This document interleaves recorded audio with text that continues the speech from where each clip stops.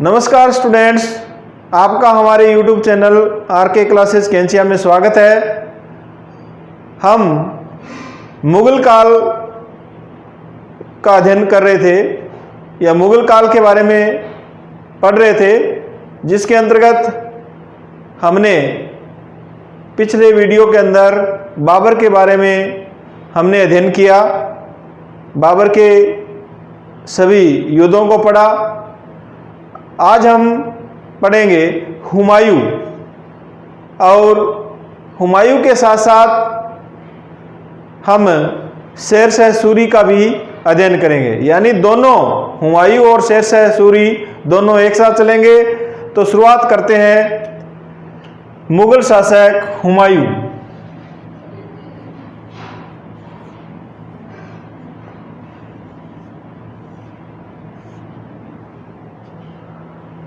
इसका बचपन का नाम नासिरुद्दीन महमूद था।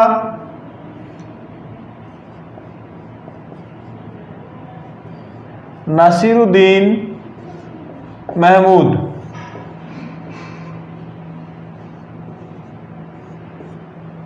नासिरुद्दीन महमूद। हुमायूं का जन्म 6 मार्च 1508 को काबुल में हुआ और इनकी माता का नाम माहिम सुल्ताना था। जन्म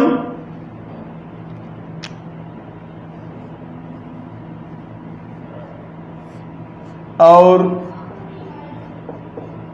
माता का नाम, तो जन्म 6 मार्च 1508 को काबुल में। 6 मार्च 1508 में कहां पर हुआ? काबुल में। काबुल में जन्म हुआ। इनकी माता का नाम माहिम सुल्ताना था। माहिम सुल्तान। इनकी माता का नाम माहिम सुल्ताना था। बाबर के 4 पुत्र थे। बाबर के कितने पुत्र थे? 4 पुत्र थे और 1 पुत्री थी। तो सबसे बड़ा पुत्र हुमायूं,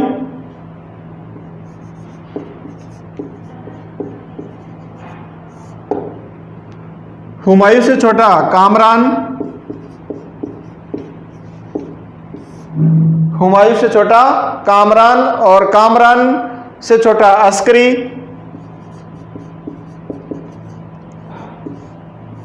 और फिर था हिंदाल। 1 पुत्री थी गुलबदन बेगम। पुत्री का क्या नाम था? गुलबदन बेगम।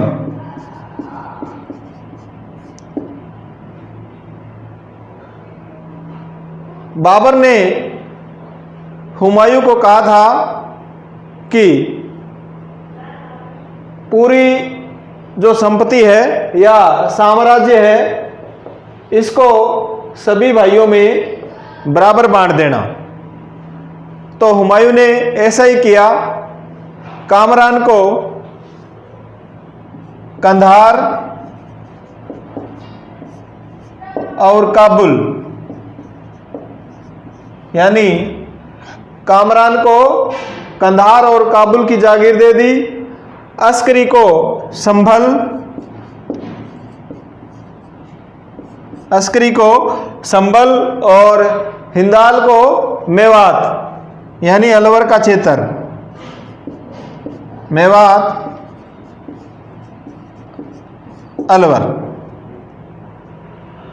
हुमायूं इनमें सबसे शक्तिशाली था, बड़ा था, इसलिए जो महत्वपूर्ण, जिनसे सर्वाधिक राजस्व आ रहा था, दिल्ली और आगरा, वो अपने पास रख लिए। दिल्ली और आगरा।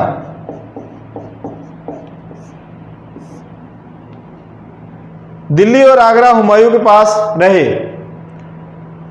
गुलबदन बेगम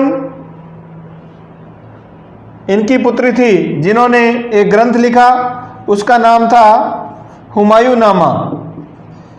हुमायूं नामा। ग्रंथ का क्या नाम था? हुमायूं नामा। इस हुमायूं नामा को अरबी और फारसी दोनों में लिखा गया है। अरबी और फारसी दोनों भाषाओं में ये लिखा गया हुमायूं नामा। और इसमें बाबर के बारे में, यानी शुरुआत में बाबर के बारे में लिखा गया है और उसके बाद में हुमायूं के बारे में। यानी हम कह सकते हैं कि हुमायूं नामा में आधा इतिहास बाबर के बारे में और आधा इतिहास हुमायूं के बारे में लिखा गया है। एक बार पुण्य देखो, हुमायूं का जन्म 6 मार्च 1508 को काबुल में, माता का नाम माहिम सुल्ताना था। बाबर के 4 पुत्र और 1 पुत्री थी, हुमायूं, कामरान, अस्करी और हिंदाल। पुत्री का नाम था गुलबदन बेगम। हुमायूं ने बाबर के कहने पर अपने साम्राज्य को अपने चारों भाइयों में बांट दिया। हुमायूं के पास दिल्ली और आगरा, कामरान को कंधार और काबुल। ये आप कहाँ से याद रख सकते हो? कंधार यानी कामरान, कंधार और काबुल।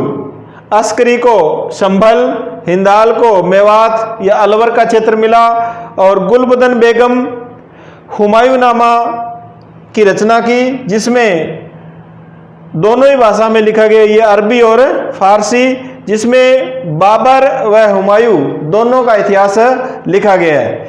एक हुमायूं का चचेरा भाई था सुलेमान। हुमायूं के चचेरा भाई का क्या नाम था? सुलेमान। चचेरा भाई सुलेमान। सुलेमान को भी जागीर दी गई, वो थी बदख्वा की। बदख्वा की जागीर है वो सुलेमान को दी गई। हुमायूं के अंदर ऐसी विशेषता थी कि ये मुगल काल में प्रथम था। जैसे हुमायूं ने मुगल काल में तुलादान की शुरुआत की। तुलादान प्रथा किसकी शुरुआत की? तुलादान प्रथा की शुरुआत की। चित्रकला की मुगल काल में शुरुआत की। चित्रकला की शुरुआत। और हुमायूं ज्योतिषी था, यानी ज्योतिषी की शुरुआत इन्होंने की। ज्योतिष का जो कार्य है वो हुमायूं ने किया। तुलादान प्रथा क्या है? तुलादान प्रथा ये है भी राजा को सोने, चांदी, हीरे, जवाहरात से तोला जाता था और तोलने के बाद में सोना चांदी है वो गरीबों में बांट दिया जाता था। तो ये गरीबों के लिए महत्वपूर्ण जो प्रथा थी वो कौन सी थी? तुलादान प्रथा। ये शुरुआत मुगल काल में किसके द्वारा हुई? हुमायूं के द्वारा। चित्रकला की शुरुआत हुमायूं ने की। ज्योतिष की शुरुआत है वो भी हुमायूं ने की। यानी हुमायूं 7 दिन में 7 रंग के कपड़े पहनता था। 7 दिन बराबर 7 रंग के कपड़े। 7 दिन में 7 रंग के कपड़े पहनता था। जिसमें परीक्षा में जो पूछा गया है वो शनिवार को काला, रविवार को पीला और सोमवार को सफेद रंग के कपड़े पहनता। तो ये आपको याद रखना है, ये पहले प्रतियोगी परीक्षाओं में पूछा गया है। तो ज्योतिष का काम करता था और 7 दिन में, या ज्योतिष में विश्वास करता था, 7 दिन में 7 रंग के कपड़े पहनता था। शनिवार को काला, रविवार को पीले रंग के कपड़े, सोमवार को सफेद रंग के। अब हमें इनके बारे में जो जानकारी मिलती है वो यानी जानकारी के जो स्रोत है हुमायूं के बारे में वो हमें कहां से मिलती है, तो इसका स्क्रीनशॉट आप ले सकते हो।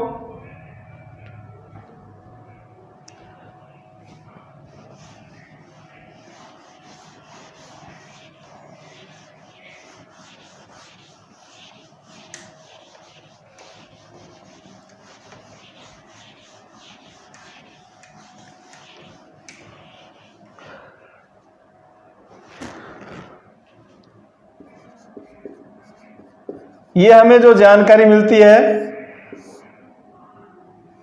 वो कहां से मिलती है, जानकारी के स्रोत, यानी ये जो हम पढ़ रहे हैं ये हमें सब जानकारी कहां से मिलती है, तो मिर्जा हैदर दोगलत की पुस्तक है तारीख ए रसीदी। मिर्जा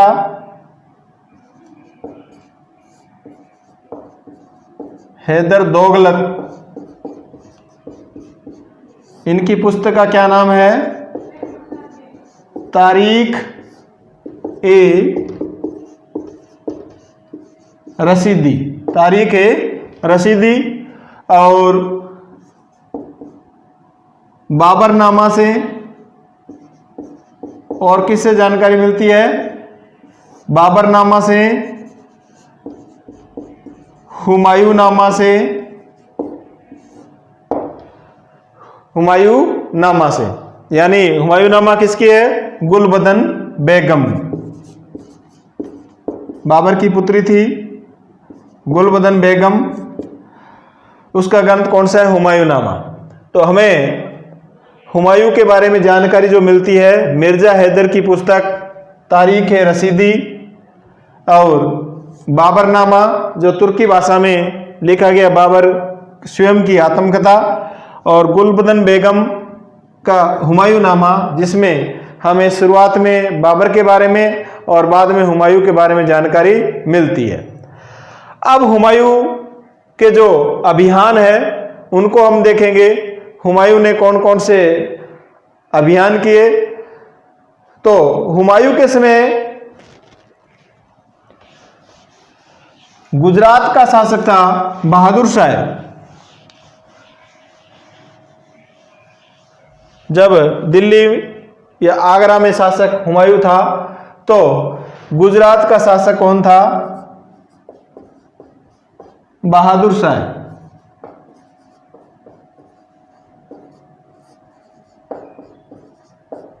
गुजरात का शासक बहादुर शाह था जो 1526 में गद्दी पर बैठा, 1526 में गद्दी पर बैठा ये। अब बहादुर शाह ने अपने जो अभियान किए उसमें सबसे पहले इसने 1531 में मालवा को जीता। बहादुर शाह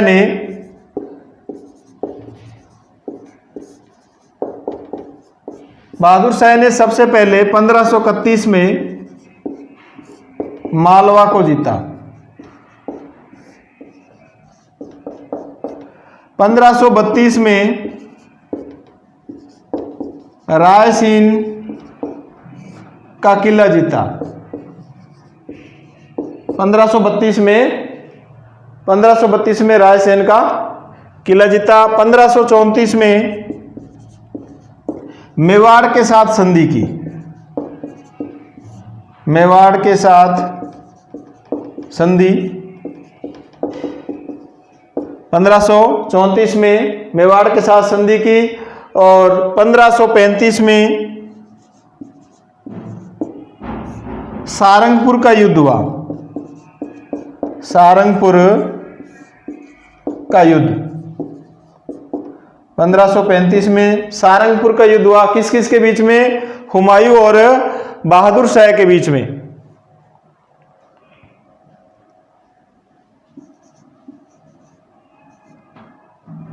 हुमायूं व बहादुर शाह के बीच में,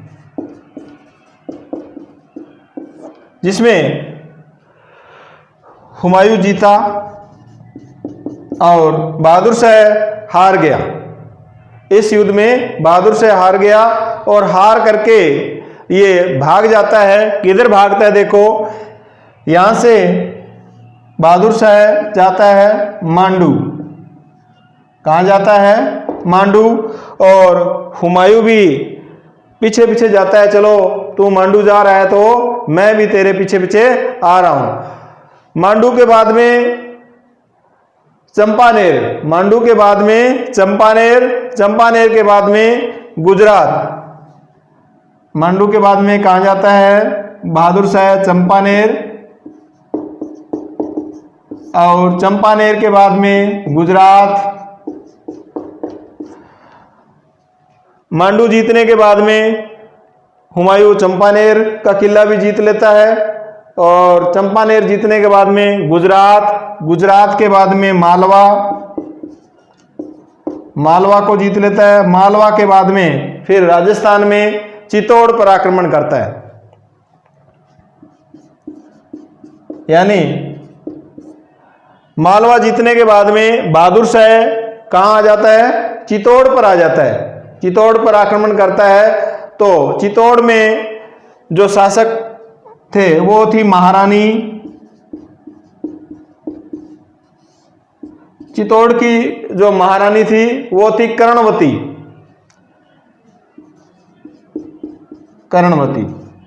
और महारानी का पुत्र, कर्णवती का पुत्र था विक्रमजीत। कर्णवती का पुत्र का क्या नाम था? विक्रमजीत। और कर्णवती के पति का नाम था राणा सांगा। राणा सांगा। राणा सांगा की मृत्यु हो गई थी और कर्णवती है वो चित्तौड़ का शासन चला रही थी। तो यहां से भागते हुए चंपानेर, गुजरात, मालवा से होते हुए कहां गया? चित्तौड़। बहादुर शाह के चित्तौड़ आ जाने पर महारानी कर्णवती ने हुमायूं से गुहार लगाई। तो हुमायूं ने मना कर दिया भी मैं तो आप खुद जीतने के लिए आ रहा हूं चित्तौड़। तो फिर क्या हुआ? कर्णवती ने हुमायूं को क्या भेजी? राखी भेजी। हुमायूं को राखी भेजी। और राखी भेजने पर जैसे ही हुमायूं ने वहां जाने की तैयारी की, मेवाड़ में जाने की तैयारी की, इतने में ही वहां से बहादुर शाह वो निकल जाता है। और बहादुर शाह की 1537 में मृत्यु हो जाती है और हुमायूं वहां पर पहुंच नहीं पाता है। अब इनका दूसरा जो अभियान है वो है अफगान या बिहार का अभियान।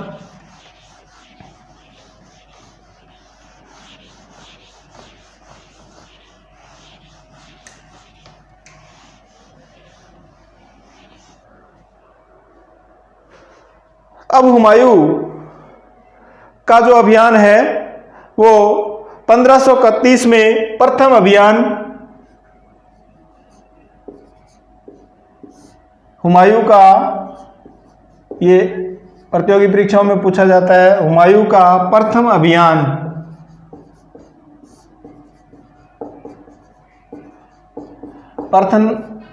हुमायूं का प्रथम अभियान कब शुरू हुआ? 1531 में कालिंजर के युद्ध से, या कालिंजर पर आक्रमण किया।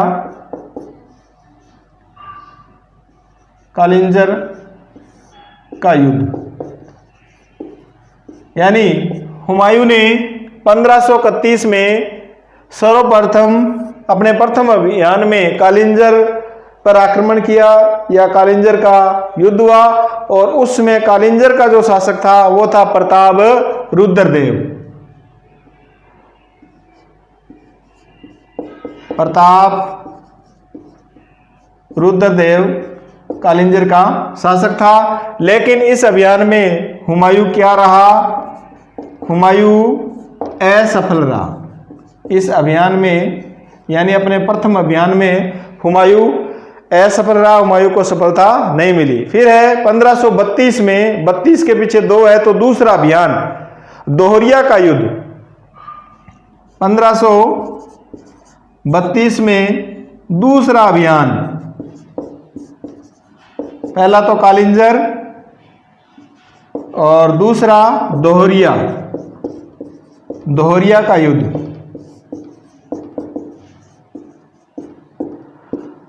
दोहरिया यहां का जो शासक था वो महमूद लोदी, ये बिहार में पड़ता है दोहरिया, बिहार। अफगान शासक महमूद लोदी, और किसके बीच में हुआ? हुमायूं के बीच में दोहरिया का युद्ध हुआ। इसमें हुमायूं की विजय हुई। दूसरे अभियान में हुमायूं की जीत हुई, और इस युद्ध के अंदर, दोहरिया के युद्ध के अंदर, फरीद नाम का व्यक्ति, जिसे शेर खां भी कहा जाता है और बाद में शेर शाह सूरी के नाम से जाना गया, यानी फरीद नाम का व्यक्ति, फरीद, शेर खां और शेर शाह सूरी, शेर शाह सूरी ने भी भाग लिया था।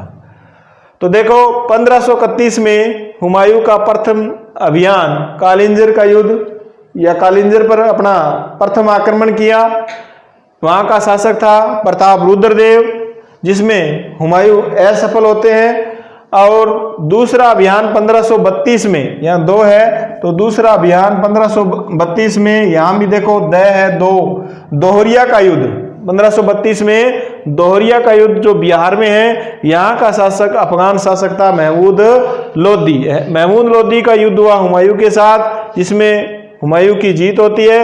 और इस युद्ध में फरीद और शेर खां या शेर शाह सूरी ने भी भाग लिया था। तो अब हम देखेंगे फरीद या शेर शाह कौन था। हुमायूं के अभियान के बाद शेर शाह सूरी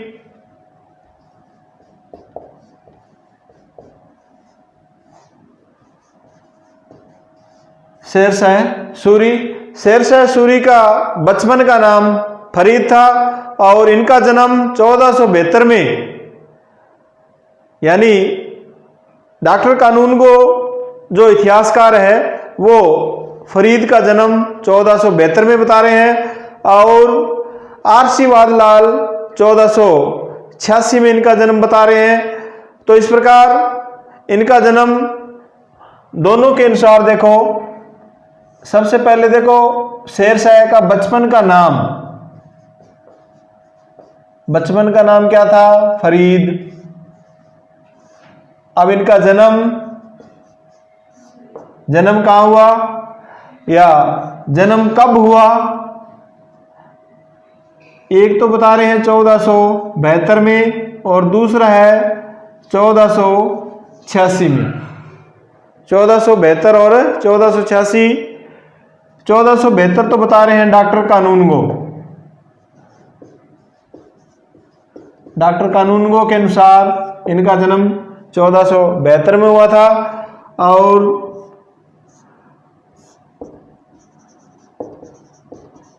आरसी वादलाल द्वारा,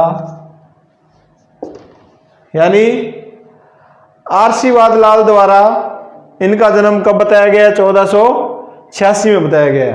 अब इनका जन्म कहाँ हुआ? होशियारपुर, होशियारपुर। जन्म कहाँ होता है? होशियारपुर बजवाड़ा के अंदर, होशियारपुर के बजवाड़ा में इनका जन्म होता है। और इनके पिता का नाम हसन का था, जो जौनपुर के जागीरदार थे। पिता हसन खां कहाँ के जागीरदार थे? जौनपुर के जागीरदार, जौनपुर के जागीरदार थे। और माता का नाम अफगान माता। इनकी माता का नाम क्या था? फरीद की माता का नाम अफगान माता। क्या नाम था? अफगान माता।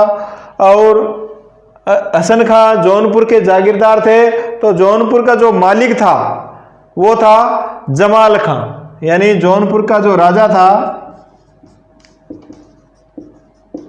वो जमाल खां था। जौनपुर का शासक कौन था? जमाल खां। इनके पिता की मृत्यु के बाद, यानी हसन खां की मृत्यु के बाद फरीद है वो जौनपुर का ही जागीरदार बन जाता है। पिता की मृत्यु पर फरीद जौनपुर का जागीरदार बन जाता है। जौनपुर का जागीरदार बन जाता है। और दक्षिण बिहार का गवर्नर था बहार खां लोहानी, और उनका पुत्र था जलाल खां। यानी दक्षिणी जो बिहार है वहाँ का गवर्नर था बहार खां लोहानी, और बहार खां लोहानी का जो पुत्र था वो था जलाल खां। अब फरीद को जलाल खां का क्या कर दिया गया? अंगरक्षक बना दिया गया। अंगरक्षक बनाने पर एक बार जंगल में जा रहे थे तो अचानक जलाल खां की तरफ एक शेर आया। तो फरीद खां अंगरक्षक था जलाल खां का, तो फरीद ने शेर के मुंह के अंदर तलवार डाल करके उसको एक ही वार से मार दिया। तब जलाल खां के पिता बहार खां लोहानी ने फरीद को शेर खां की उपाधि प्रदान की। तो देखो, दक्षिणी बिहार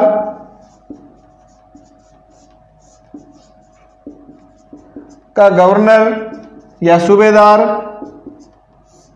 कौन था? बहार खां लोहानी। बहार खां लोहानी। इनके पुत्र का नाम था जलाल खां। पुत्र जलाल खां, पुत्र का क्या नाम था? जलाल खां। अब जलाल खां का जो अंगरक्षक था वो था फरीद। जलाल खां का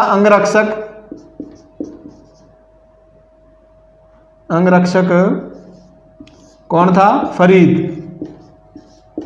यानी फरीद को बहार खां लोहानी ने अपने पुत्र जलाल खां का क्या रख लिया? अंगरक्षक बना लिया।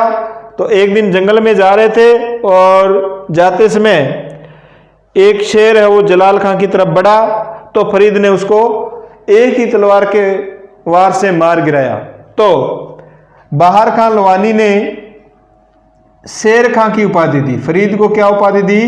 शेर खां की उपाधि। तो ये पूछा जाता है फरीद को शेर खां की उपाधि किसने दी? बहार खां लोहानी ने। तो एक बार देखो, शेर शाह सूरी बचपन का नाम इनका फरीद था। जन्म 1472 और 1486। डॉक्टर कानून को 1472 बता रहे हैं और आरसीवाद लाल है वो 1486। तो दोनों ही आपको याद रखना है, जैसे पूछे उस हिसाब से आपको लिखना है। इनका जन्म कहाँ हुआ? बजवाड़ा में हुआ। कहाँ हुआ? होशियारपुर में, बजवाड़ा के अंदर इनका जन्म हुआ। पिता का नाम हसन खां जो जौनपुर के जागीरदार थे। माता का नाम अफगान माता, और जौनपुर का जो राजा था वो था जमाल खां। कौन था? जमाल खां। पिता की मृत्यु के बाद फरीद को जौनपुर का जागीरदार बना दिया गया। और एक बार दक्षिणी बिहार का जो गवर्नर है उसने, यानी दक्षिणी बिहार का जो गवर्नर है बहार खां लोहानी, उसने फरीद को अपने पुत्र जलाल खां का अंगरक्षक बना दिया। तो जंगल में जा रहे थे और एक शेर ने जलाल खां पर आक्रमण किया, तो उसी समय उनके अंगरक्षक फरीद ने उसको एक ही तलवार के वार से शेर को मार दिया। तब बहार खां लोहानी ने फरीद को शेर खां की उपाधि दी। तो ये दक्षिणी बिहार का गवर्नर था जिसने शेर खां को उपाधि थी, उसका नाम था बहार खां लोहानी। अब बहार खां लोहानी की मृत्यु हो जाती है। मृत्यु होने के बाद में बहार खां लोहानी की विधवा पत्नी दूदू बेगम से शेर खां की शादी हो जाती है और इस बात से बहार खां लोहानी का पुत्र जलाल खां नाराज होकर के बंगाल के शासक नुसरत शाह के पास चला जाता है। जलाल खां और नुसरत शाह दोनों मिलकर के शेर शाह को अब मारना चाहते हैं, लेकिन शेर शाह ने दोनों को पहले ही सल्टा दिया। शेर खां ने जो उपाधि धारण की, यानी बंगाल के शासक हजरत नुसरत शाह और जलाल खां दोनों को मार करके शेर खां ने उपाधि धारण की हजरत ए आला। हजरत ए आला तो देखते हैं हम।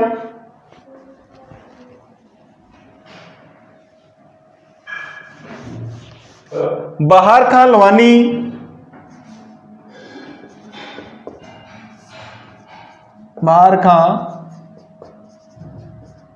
लोहानी की हो जाती है मृत्यु। बहार खां लोहानी की हो जाती है मृत्यु और इसकी पत्नी का नाम था दूदू बेगम। पत्नी का क्या नाम था? दूदू बेगम। अब शेर खां, जो इनके पुत्र शेर खां, जो बहार खां लोहानी के पुत्र जलाल खां का अंगरक्षक था, जलाल खां का अंगरक्षक था, मृत्यु के बाद में, यानी बहार खां लोहानी की मृत्यु के बाद में दूदू बेगम और शेर खां का विवाह हो जाता है। यानी इनकी जो विधवा रानी थी, विधवा रानी दूदू बेगम के साथ शेर खां का विवाह हो जाता है। जब शेर खां का विवाह हो जाता है दूदू बेगम से, तो जलाल खां क्या हो जाता है? नाराज हो जाता है और ये नाराज होकर के ये कहाँ चला जाता है? बंगाल। बंगाल चला जाता है और बंगाल का जो शासक है वो है नुसरत शाह। बंगाल का शासक कौन था? नुसरत शाह। अब एक तो जलाल खां और दूसरा नुसरत शाह दोनों मिलकर के किसको मारना चाहते थे? शेर खां को मारना चाहते थे। शेर खां को मारना चाहते थे, लेकिन शेर खां ने पता चलने पर इन दोनों को पहले ही सल्टा दिया, यानी दोनों को मार दिया। किसको? जलाल खां और बंगाल के शासक नुसरत शाह दोनों को पहले ही मार दिया और मार करके शेर खां ने उपाधि धारण की। शेर खां ने उपाधि कौन सी धारण की? हजरत ए आला। कौन सी उपाधि धारण की? नुसरत शाह और जलाल खां को मार के शेर खां ने हजरत ए आला की महत्वपूर्ण उपाधि है वो धारण की। अब 1530 में चुनार के किले पर शेर खां आक्रमण करता है, या चुनार के जो किला है जिसको हम भारत का पूर्वी द्वार भी कहते हैं। चुनार के किले को क्या कहते हैं? भारत का पूर्वी द्वार कहते हैं। और वहाँ का जो राजा था ताज खां, यानी चुनार का जो राजा था वो कौन था? ताज खां। ताज खां की मृत्यु हो जाती है और उसकी पत्नी लाड मलिका का शेर शाह से विवाह हो जाता है।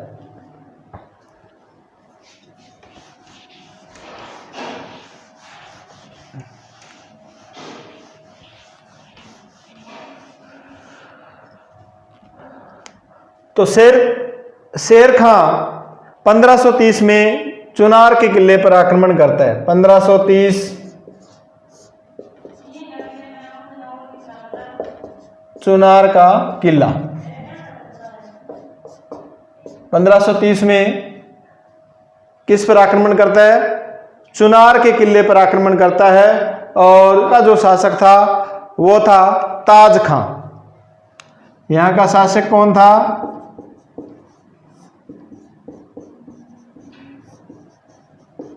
ताज खां। अब ताज खां की आक्रमण करने से मृत्यु हो जाती है और इनकी जो विधवा पत्नी थी उसका नाम था लाड मलिका। लाड मलिका, विधवा पत्नी का क्या नाम था? लाड मलिका। लाड मलिका से शेर खां है वो क्या कर लेता है? शादी कर लेता है। लाड मलिका से शेर खां विवाह कर लेता है और चुनार का जो किला है उसको भारत का पूर्वी द्वार कहते हैं। क्या कहते हैं? भारत का पूर्वी द्वार कहा जाता था। पूर्वी द्वार, भारत का पूर्वी द्वार। किसको?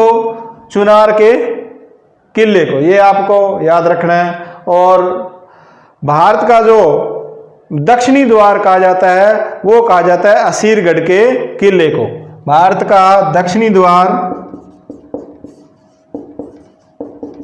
दक्षिणी द्वार किसको कहा जाता है? असीरगढ़ के किले को। असीरगढ़ के किले को, जिसको अकबर ने सोने की चाबियों से खोला था।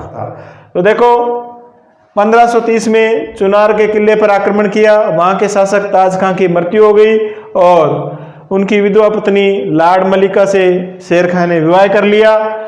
चुनार के किले को क्या कहते हैं? भारत का पूर्वी द्वार कहा जाता था और भारत का दक्षिणी द्वार है वो असीरगढ़ के किले को कहा जाता था।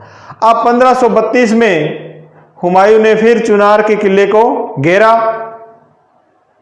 और शेर खां ने हुमायूं की अधीनता स्वीकार कर ली और लड़के कुतुब खां को मुगल सेवा में भेज दिया।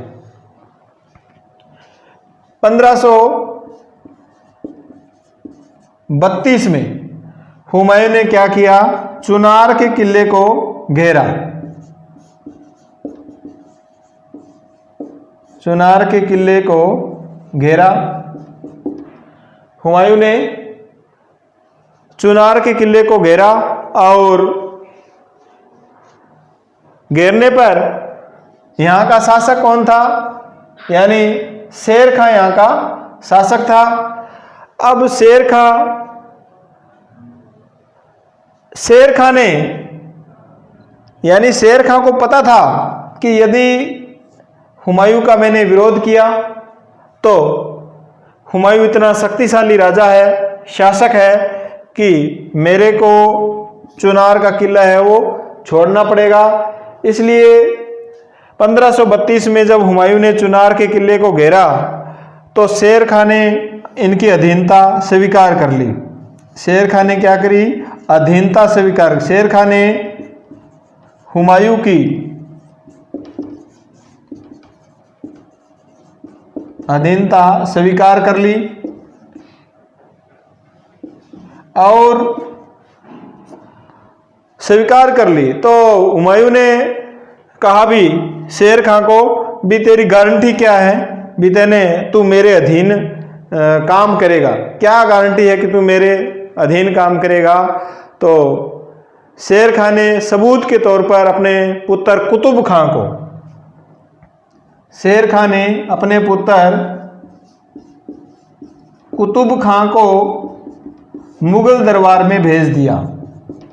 मुगल या मुगलों की सेवा में भेज दिया। सेवा में भेज दिया। मुगलों की सेवा में किसको भेज दिया? शेर खां ने अपने पुत्र कुतुब खां को मुगलों की सेवा में भेज दिया और शेर खां ने हुमायूं की अधीनता है वो स्वीकार कर ली। बोले मैं आपके अधीन में काम करता रहूँगा, क्योंकि वो शादी कर चुका था। किससे? लाड मलिका से शादी कर चुका था। अब 1534 में सूरजगढ़ का युद्ध होता है। 1534 में सूरजगढ़ का युद्ध होता है। किसमें? महमूद शाह और शेर खां के बीच। 1534 में सूरजगढ़ का युद्ध होता है महमूद शाह और शेर खां के बीच में, जिसमें महमूद शाह हार जाता है और शेर खां को 13 लाख दिनार भी देता है। यानी 13 लाख दिनार है वो शेर खां को दी। किसने? महमूद शाह ने। तो देखते हैं 1534 में सूरजगढ़ का युद्ध। 1534 सूरजगढ़ का युद्ध किस किस के बीच में? 1534 का जो युद्ध होता है सूरजगढ़ का, वो महमूद शाह और शेर खां के बीच में।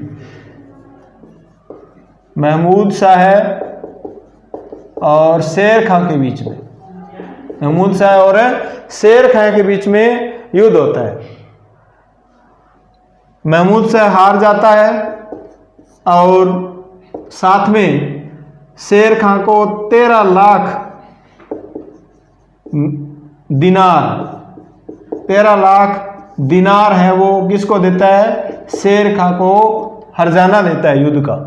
13 लाख दिनार हर्जाना देता है। इसके बाद में 1539 के अंदर यानी 26 जून 1539 में चौसा का युद्ध होता है, जिसमें शेर खां व हुमायूं का एक भयंकर युद्ध होता है, जिसमें शेर खां की जीत होती है और हुमायूं क्या कर देता है? गंगा नदी में कूद जाता है। जब भागता है तो गंगा नदी में कूद जाता है। गंगा नदी को कर्माशा नदी भी, गंगा नदी का जो तट था उसको कर्माशा नदी तट कहा जाता है। तो उस तट पर हुमायूं उस नदी में कूद जाता है और उसको एक भिश्ती निजाम है वो उसकी जान बचाता है। यानी हुमायूं की जान है वो एक भिश्ती निजाम द्वारा बचाई जाती है और बाद में जान बचाने पर हुमायूं भिश्ती को एक दिन का राजा बना देता है। और जब निजाम भिश्ती राजा बन जाता है तो वो क्या करता है? चमड़े के सिक्के वो चलाता है। तो सबसे पहले चमड़े के सिक्के बनाना शासक कौन था? वो एक भिश्ती था। हुमायूं के समय उसका नाम था निजाम। तो देखते हैं चौसा का युद्ध।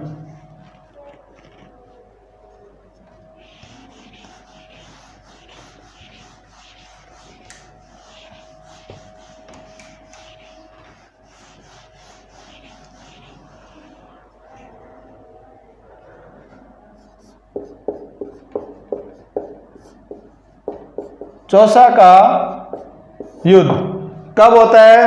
26 चौसा का युद्ध 26 जून 1539 को। 26 जून 1539 को किस किस के बीच में? हुमायूं व शेर खां के बीच में। किस में युद्ध होता है? हुमायूं व शेर खां के बीच में चौसा का युद्ध होता है। इसमें ये जो युद्ध है वो बहुत ही भयंकर तरीके से युद्ध होता है और इस युद्ध में शेर खां जीतता है। कौन जीतता है? खां जीत लेता है। जीतने के बाद में शेर खां है वो शेर शाह की उपाधि धारण करता है। तो ये पूछा जाएगा भी शेर खां ने शेर शाह सूरी की उपाधि किस युद्ध को जीतने के बाद की धारण की? तो शेर शाह ने चौसा का युद्ध 26 जून 1539 को जीतने के बाद शेर शाह की उपाधि धारण की। और हुमायूं क्या करता है? हुमायूं भाग जाता है, भागता है और गंगा नदी में कूद जाता है। गंगा नदी में क्या जाता है? कूद जाता है, या हम कह सकते हैं कर्माशा नदी तट, तट कहेंगे तो कर्माशा नदी तट पर ये कूद जाता है। और हुमायूं की जो जान है वो एक बिस्ती के द्वारा बचाई जाती है। एक बिस्ती निजाम हुमायूं की जान बचाता है और इसके बदले में हुमायूं इस निजाम को एक दिन का राजा बना देता है। आगरा में एक दिन का राजा बना दिया जाता है। और उस दौरान ये जो बिस्ती है वो एक चमड़े के सिक्के जारी करता है, चमड़े के सिक्के जारी करता है। किसने जारी किए? चमड़े के सिक्के किसने जारी किए? निजाम बिस्ती ने।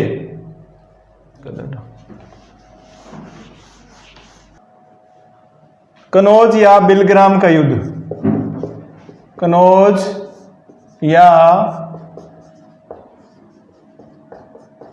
बिलग्राम का युद्ध। कनौज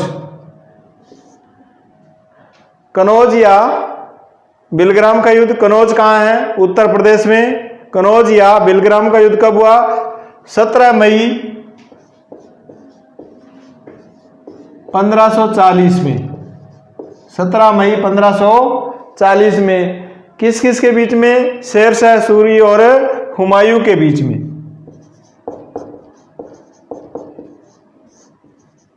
शेरशाह सूरी हुमायूं के बीच में कनौज या बिलग्राम का युद्ध होता है। अब इस युद्ध में क्योंकि पहला युद्ध हार चुका था हुमायूं, अपने भाइयों को याद किया, कामरान, अस्करी, हिंदाल, जिसमें कामरान ने जवाब दे दिया अभी मैं तो नहीं आऊंगा। और साथ किसने दिया? अस्करी व हिंदाल ने हुमायूं का साथ दिया। अस्करी व हिंदाल ने हुमायूं का साथ दिया। अब दोनों में भीषण युद्ध होता है और शेरशाह सूरी फिर युद्ध जीत जाता है। किसने जीता? शेरशाह सूरी ने युद्ध जीता और हुमायूं भाग जाता है। कहाँ? फारस या ईरान है वो भाग जाता है। हुमायूं भागा फारस या ईरान। और यहाँ का एक शिया धर्मगुरु था मीर अली अकबर जामी। शिया धर्मगुरु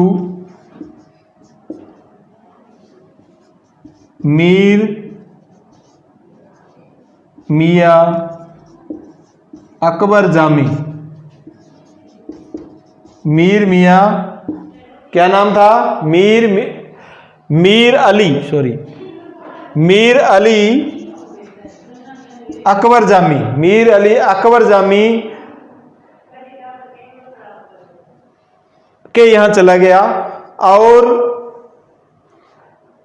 जैसे ही हुमायूं इनके दरबार में जाता है, ये जो मीर अली अकबर जामी है ये हिंदाल का गुरु था। ये किसका गुरु था? हिंदाल का। इनके जैसे ही दरबार में जाता है तो इनकी पुत्री हमीदा बानो बेगम,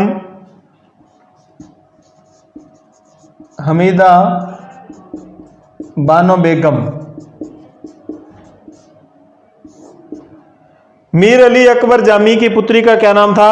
हमीदा बानो बेगम। इनकी जो पुत्री थी,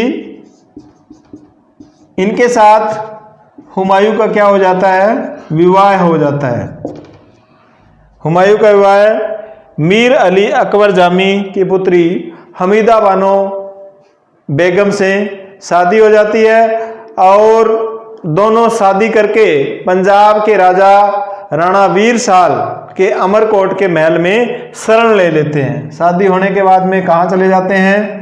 पंजाब के राजा राणा वीर साल के अमरकोट के महल में, अमरकोट के महल में क्या ले लेते हैं? शरण ले लेते हैं। कौन? हुमायूं और हमीदा बानो बेगम। और यहीं पर इनके एक पुत्र की प्राप्ति होती है 15 अक्टूबर 1542 में। पुत्र जन्म होता है कब? 15 अक्टूबर 1542 में, जिसका नाम क्या था? अकबर। किसका जन्म होता है? हुमायूं के पुत्र अकबर का जन्म कब होता है? ये आपको दिनांक याद रखनी है इसकी, 15 अक्टूबर 1542 में। इस प्रकार 1540 ईस्वी में उत्तर भारत में सूरवंश अथवा द्वितीय अफगान साम्राज्य की स्थापना हुई। यानी ये भाग जाता है और 1540 में भागने के बाद में 1540 में उत्तर भारत में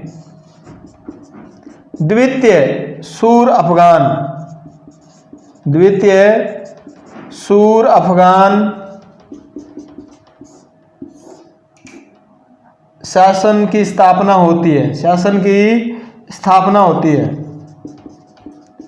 तो ये द्वितीय सूर अफगान शासन की स्थापना कब होती है? मुगल काल में 1540 के अंदर। तो एक बार फिर से देखो, कनौज या बिलग्राम का युद्ध 17 मई 1540 में शेरशाह सूरी व हुमायूं के बीच में। अब हुमायूं पहले वाले युद्ध से हार करके बहुत घबरा चुका था और अपने भाइयों को याद करता है, जिसमें कामरान है वो बिल्कुल मना कर देता है। अस्करी व हिंदाल इस युद्ध में साथ देते हैं, फिर भी शेरशाह सूरी वो युद्ध जीत लेता है और हुमायूं भाग जाता है कहाँ? फारस ईरान में शिया धर्मगुरु मीर अली अकबर जामी के पास। और वहाँ उनकी पुत्री मीर अली अकबर जामी की पुत्री हमीदा बानो बेगम से विवाह कर लेता है और विवाह करने के बाद में कहाँ छुप जाता है? पंजाब के राणा या पंजाब के राजा राणा बीरसाल अमरकोट के महल में शरण ले लेता है और वहीं जन्म होता है। और शेरशाह सूरी है वो 1540 में उत्तर भारत में सूरवंश अथवा द्वितीय अफगान साम्राज्य की स्थापना है वो करता है। फिर 1541 में मुगलों की प्रिय खोखर जाति से बचने के लिए शेरशाह ने उत्तर पश्चिम की रक्षा रोहतासगढ़ का किला बनाया।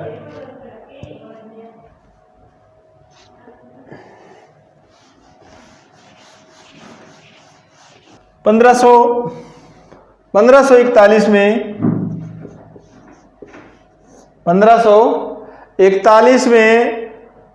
मुगलों के प्रिय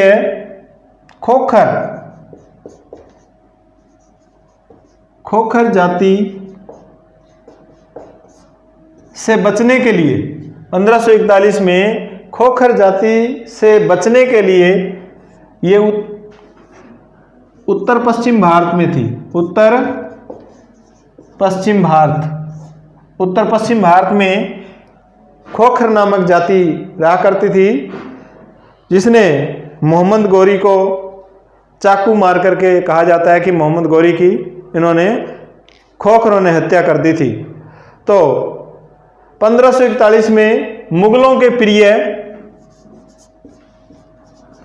मुगल प्रिय खोखर जाति थी, उन्होंने आक्रमण किया, शेरशाह पर आक्रमण किया और शेरशाह ने उनसे बचने के लिए रोहतासगढ़ किला बनाया। शेरशाह ने उत्तर पश्चिम भारत में कौन सा किला बनाया? रोहतासगढ़ किला। तो ये भी पूछा जाएगा भी रोहतासगढ़ किले का निर्माण किसने किया? शेरशाह सूरी ने खोखर जाति से बचने के लिए उत्तर पश्चिम भारत में सुरक्षा की दृष्टि से ये बनाया गया। शेरशाह ने दीन पनाह जो नगर था, जिसका निर्माण हुमायूं ने करवाया था, उसको तुड़वा करके किला एक कोहना, यानी दिल्ली का पुराना किला जिसे कहा जाता है, यानी शेरशाह ने दीन पन्ना है, दीन ए पन्ना है नगर को तुड़वा दिया। जो महल था उसको क्या कर दिया, तुड़वा दिया, और तुड़वा करके किला ए कोहना बना दिया। इसका नाम क्या कर दिया, किला ए कोहना, जिसे क्या कहा जाता है, दिल्ली का पुराना किला, दिल्ली का पुराना किला कहा जाता है। यानी ये दिल्ली के पुराने किले का निर्माण कर दिया। और जो ज्योतिषालय था उसको तुड़वा करके वहां पर पुस्तकालय बनवा दिया। जो ज्योतिष घर था उसको तुड़वा करके क्या बना दिया, पुस्तकालय, पुस्तकालय। और उस पुस्तकालय का क्या नाम रखा, शेर ए मंडल, शेर ए मंडल पुस्तकालय बनवा दिया गया। फिर 1542 में शेर शाह ने मालवा पर आक्रमण किया और वहां का शासक था मल्लू खां, जिसे हम कादिर शाह भी कहते हैं, उसने समर्पण कर दिया। 1543 में रायसीन का किला जीता, 1543 में रायसीन का किला जीता। और रायसीन का जो शासक था वो था पूर्णमल। तो कहा जाता है कि रायसीन का जो किला जीता था या पूर्णमल की शेर शाह ने जो हत्या करी थी वो एक धोखे के साथ करी थी, जो कि एक शेर शाह पर एक कलंक था वो। तो देखते हैं रायसीन के किले पर किस प्रकार आक्रमण किया। तो सबसे पहले देखो, सबसे पहले 1542 में शेर शाह ने मालवा पर आक्रमण किया। 1541 की बात। फिर 1542 क्रम से चलेंगे अपने। 1542 में मालवा पर आक्रमण, किस पर, मालवा पर आक्रमण। यहां का शासक कौन था, मल्लू खां, मल्लू खां, जो कादिर खां के नाम से भी, कादिर शाह के नाम से भी जाना जाता था। इसने क्या कर दिया, समर्पण कर दिया, इसने समर्पण कर दिया। तो एक बार फिर देखो, 1541 में खोखर जाति उत्तर पश्चिम में खोखरों से बचने के लिए, जो मुगलों के प्रिय थे खोखर जाति के लोग, शेर शाह सूरी ने रोहतासगढ़ किले का निर्माण कराया। शेर शाह ने दीन ए पनाह नगर तुड़वा दिया और उसकी जगह किला ए कोहना, जिसे दिल्ली का पुराना किला कहते हैं, ज्योतिषगढ़ तुड़वा करके वहां पर एक पुस्तकालय शेर ए मंडल की स्थापना की। फिर 1542 में मालवा पर आक्रमण किया। वहां का शासक था मल्लू खां, जिसे कादिर शाह भी कहा जाता था, उसने समर्पण कर दिया। अब है रायसीन का किला।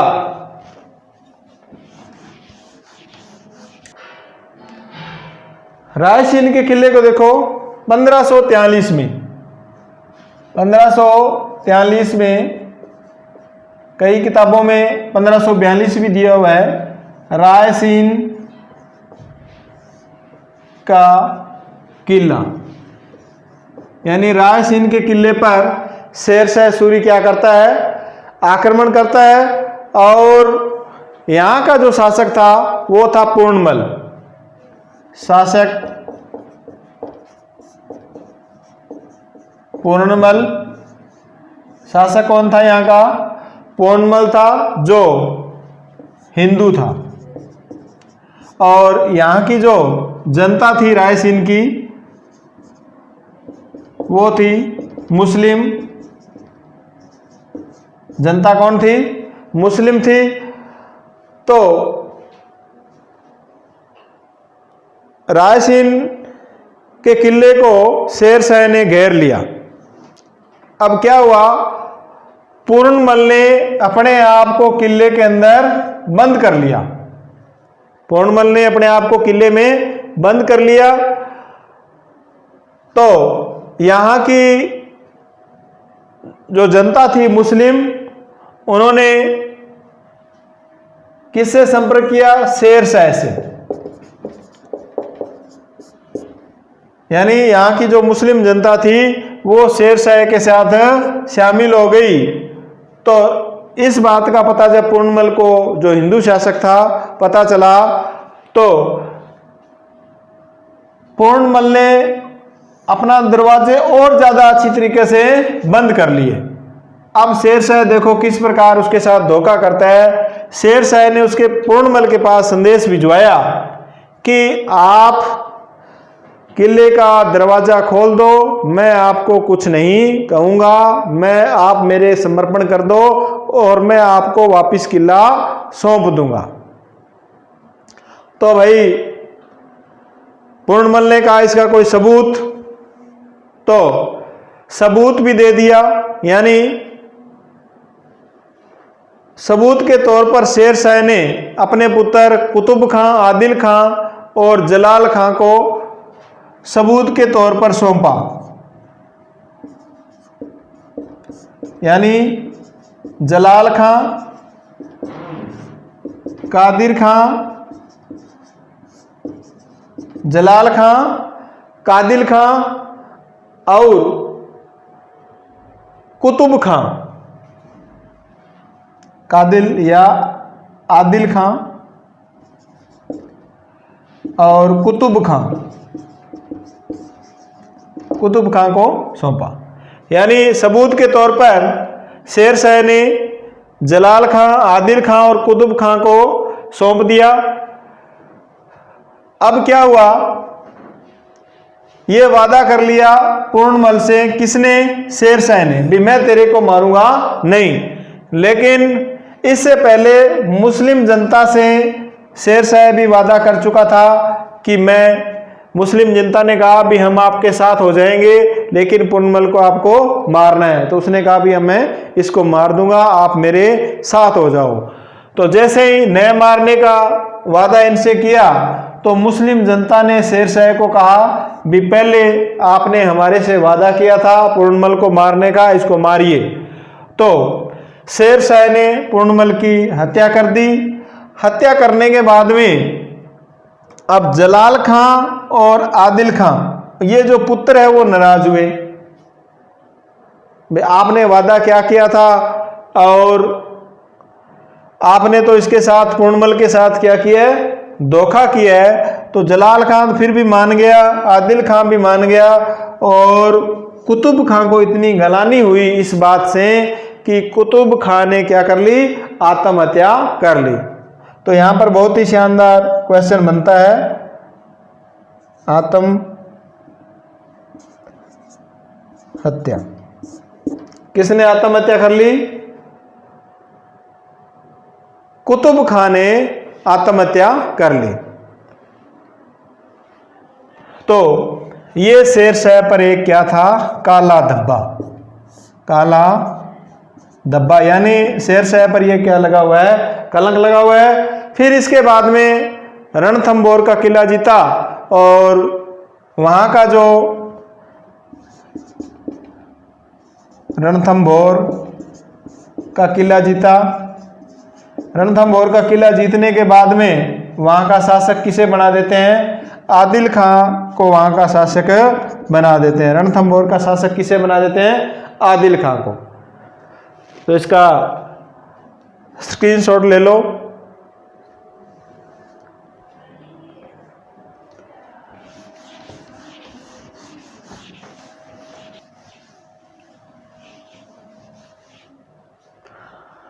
अब 1544 में, यानी रणथंभौर पर आक्रमण करने के बाद में 1544 में राजस्थान के मारवाड़ पर आक्रमण करते हैं। शेरशाह सूरी क्या करता है? 1544 में राजस्थान आता है। राजस्थान के मारवाड़ का जो शासक था वो था मालदेव।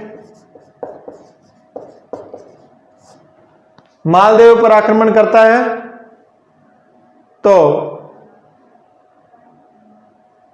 मालदेव पर आक्रमण करने से पहले शेरशाह सूरी एक अफवाह चला देता है कि जो सरदार थे उनकी ओर से एक पत्र लिखवा करके शेरशाह मालदेव के पास भिजवा देता है। उसमें लिखा होता है कि ये शेरशाह, हम आपके साथ हैं, हमें मालदेव से कोई लेना देना नहीं है, आप मारवाड़ पर आक्रमण करो।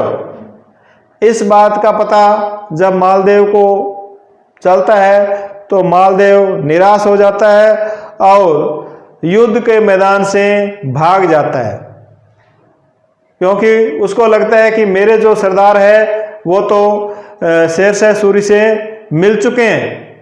लेकिन मालदेव के दो सेनापति जैता और कुंपा, मालदेव के दो सेनापति, क्या नाम है इनके, बहादुर सेनापति या बहादुर सरदार जैता व कुंपा,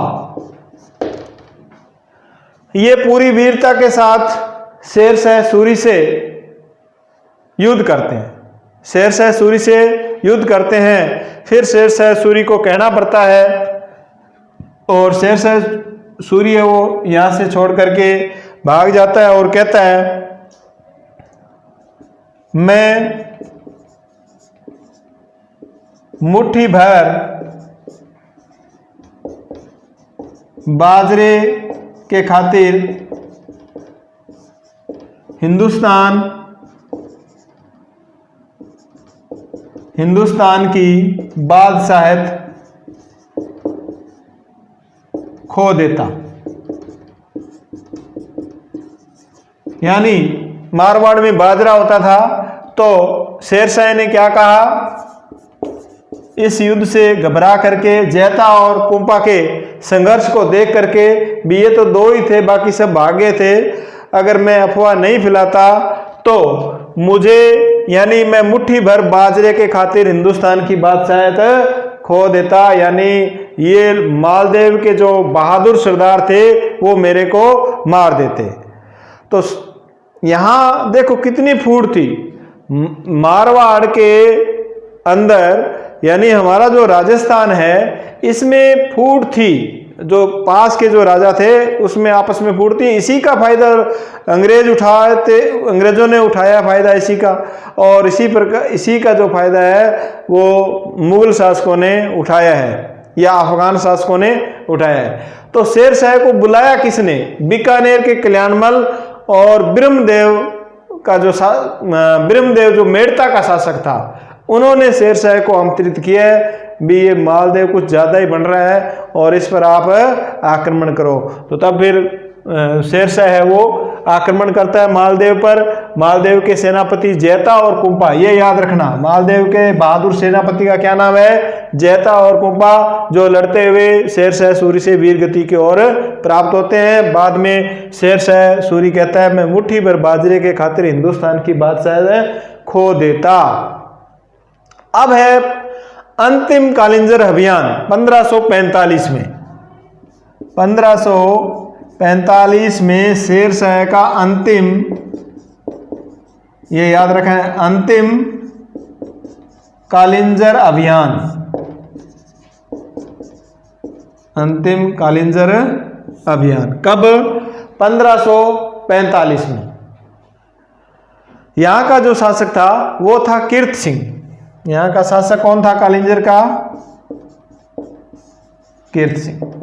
कालिंजर, एक तो ये याद रखना है भी अपना अंतिम अभियान कहाँ किया, कालिंजर में, कब, 1545 में। और कालिंजर का जो शासक था वो कौन था, कीर्त सिंह था। कारण क्या था कालिंजर पर आक्रमण करने का, शेरशाह सूरी के क्या कारण था कि कालिंजर पर उन्होंने आक्रमण किया। एक तो कीर्त सिंह की एक दासी थी, नृत्यांगना थी, उसको शेरशाह ने मांगा तो कीर्त सिंह ने वो दासी नहीं दी। दूसरी, रीवा के राजा वीर भान सिंह बघेला को कीर्त सिंह ने क्या दी थी, शरण दी थी। तो इन दो बातों के कारण शेरशाह ने कालिंजर के शासक कीर्त सिंह पर आक्रमण किया। यानी आक्रमण का कारण, क्या कारण था, एक तो शेरशाह कीर्त सिंह ने नृत्यांगना या दासी या नृत्यांगना को देना मना किया। और दूसरा जो कारण है वो है रीवा का राजा वीरभान सिंह बघेला। रीवा का राजा वीरभान सिंह बघेला को शरण दी। रीवा के राजा वीरभान सिंह को शरण किसने दी? कीर्त सिंह ने। और एक नृत्यांगना को मांगा था, वो भी उसने शेरशाह को नहीं दिया। तब शेरशाह ने अपना अंतिम अभियान कालिंजर पर आक्रमण किया। और इस अभियान के दौरान इनकी जो मृत्यु है वो उक्का नामक तोप, मृत्यु कैसे होती है देखो, यहां मृत्यु हो जाती है इस आक्रमण के दौरान। उक्का, इस तोप का नाम आपको याद रखना है, उक्का तोप। जब इस अभियान में, इस युद्ध में उक्का तोप को चलाया गया तो ये बारूद के ढेर में आग लग गई और उस आग लगने से शेरशाह की मृत्यु हो जाती है। उसमें आग लगने से शेरशाह की क्या हो जाती है? मृत्यु हो जाती है। और कहा जाता है कि मरने से पहले ही उन्होंने अपना मकबरा बना दिया था। मरने से पहले ही शेरशाह ने अपना मकबरा कहाँ बना दिया था? सासाराम बिहार। सासाराम बिहार में अपना मकबरा मरने से पहले ही बनवा दिया था। मरने से पहले अपना मकबरा बना दिया था। और पहली बार जल के बीच में ये बनाया गया ऐसा भवन था। ये कहाँ बनाया गया था मकबरा? जल के बीच में, जल के बीच में बनाया गया भवन था, पहली बार जो बनाया गया था। कनिंघम ने इसके बारे में कहा है कि यह मकबरा ताजमहल से भी सुंदर है। यानी सासाराम बिहार मकबरे के बारे में, सासाराम बिहार मकबरा, कनिंघम क्या कहता है कि यह, यानी पहले तो यह भारतीय कला और ईरानी कला का मिश्रण है। ये जो सासाराम बिहार का मकबरा बनाया गया है सासाराम बिहार में, यह भारतीय कला और ईरानी कला का संमिश्रण है। कनिंघम ने कहा है कि यह मकबरा ताजमहल से भी सुंदर है। कनिंघम क्या कहता है? कनिंघम कहते हैं यह मकबरा ताजमहल से भी सुंदर है, ताजमहल से भी सुंदर है। तो ये बात आपको याद रखनी है। इस प्रकार शेरशाह की बुद्धिमत्ता के कारण अब्बास खां शेरवानी ने इसे द्वितीय हैदर अली भी कहा है। अब्बास खां शेरवानी ने इसको द्वितीय हैदर अली, द्वितीय हैदर अली, ये किसने कहा है? अब्बास खां शेरवानी ने। अब्बास खां शेरवानी ने इनको क्या कहा है? द्वितीय हैदर अली भी कहा है, इनकी बुद्धिमत्ता के कारण।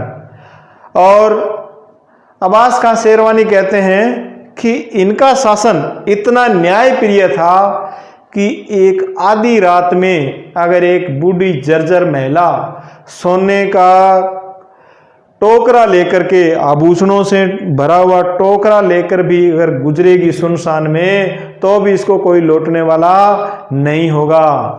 तो देखो कितना न्यायप्रिय शासन था। और मैकावली इसके बारे में कहते हैं कि शेरशाह शेर और लोमड़ी का मेल, यानी मैकावली ने शेरशाह को शेर और लोमड़ी का मेल बताया है।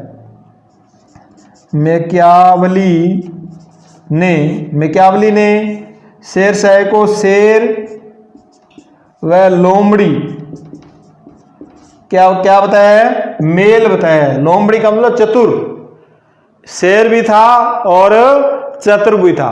तो एक बार फिर से देखो, शेरशाह सूरी 1544 में राजस्थान के मारवाड़ मालदेव पर आक्रमण करता है और आक्रमण से पहले ये अफवाह फैला देता है जिससे मालदेव भाग जाता है और भागने पर इनके दो बहादुर सेनापति जैता और कुंपा शेरशाह सूरी से लड़ते हुए वीरगति की ओर प्राप्त होते हैं। तो उसमें शेरशाह अपना स्टेटमेंट देता है, मैं मुट्ठी भर बाजरे के खातिर हिंदुस्तान की बात शायद खो देता। 1545 में कालिंजर का अभियान, जो इनका अंतिम अभियान होता है, कालिंजर के शासक थे कीर्त सिंह। आक्रमण के कारण क्या थे कालिंजर पर? एक तो कीर्त सिंह के पास एक सुंदर दासी या नृत्यांगना थी जिसको शेरशाह ने मांगा था और कीर्त सिंह ने देने से मना कर दिया था। दूसरा, रीवा का राजा वीर भान सिंह बघेला को कीर्त सिंह ने शरण दे दी थी। इन दोनों कारणों के कारण कालिंजर पर शेरशाह सूरी ने आक्रमण किया था। और इसी अभियान के दौरान शेरशाह की उक्का नामक तोप के बारूद फटने से इनकी मृत्यु हो जाती है। और अपने मरने से पहले ये सासाराम बिहार में मकबरा बना देते हैं, जो कि जल के बीच में बना या झीलों के बीच में बना एक पहला मकबरा है। और इनके बारे में कुछ स्टेटमेंट कहे गए हैं। इनको अब्बास खां शेरवानी ने द्वितीय हैदर अली कहा है और मैकावली ने इनको शेर व लोमड़ी का मेल बताया है। शेर व लोमड़ी का मेल बताया है। कनिंघम ने सासाराम बिहार जो मकबरा है उसको कहा है कि यह मकबरा ताजमहल से भी सुंदर है। तो धन्यवाद स्टूडेंट्स। अब इसका जो सेकंड पार्ट है, यानी इसके बाद में वापस फिर हुमायूं आता है और थोड़े समय बाद वो उसकी मृत्यु हो जाती है। तो फिर हुमायूं के बारे में और शेरशाह के शासन के बारे में हम जो नेक्स्ट वीडियो उसमें पढ़ेंगे। धन्यवाद। आप इस वीडियो को ज़्यादा से ज़्यादा सभी आपके जो मोबाइल ग्रुप्स बने हैं उनमें शेयर करें और सब्सक्राइब करें। धन्यवाद।